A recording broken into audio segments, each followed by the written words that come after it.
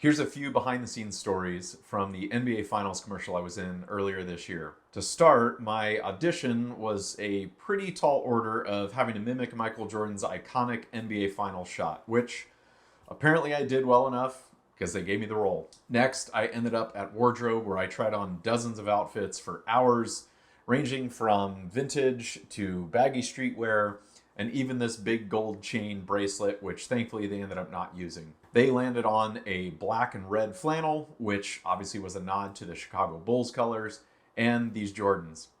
On the day of the shoot, I walk in the front door only to see Mindy Kaling finishing up her scene, which was pretty cool. So we start on my scene, where I mimicked Michael Jordan's shot over and over again, but the director said there was a problem. Because I'm keeping my right arm up like Jordan did, it's blocking my face, which they wanted to see. So they asked if I could shoot with my left hand, and they would flip it in post, so it appears that I'm shooting with my right and they can see my face.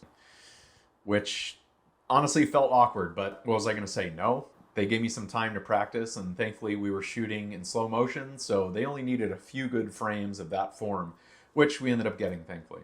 At this point, we had to switch to the close-up shot of the ice ball hitting the rocks glass, which they ended up using the key grip on set for that shoot, and he did an incredible job because we thought it was going to take a while because he had to be pretty far back so that his shadow wasn't in the scene, but he nailed it the very first time, and I thought for sure the glass was going to break, but it didn't. It held up, and we got it first try. Then the director hinted that he had a line for me, which I was really excited about and not expecting, but because it took so long to figure out the whole left-handed shot situation, we ran out of time, and I didn't get it. So I was kind of bummed. But at the end of the day, and the final result of the video, I think my shot was better than Kevin Costner's. So needless to say, it was an amazing day.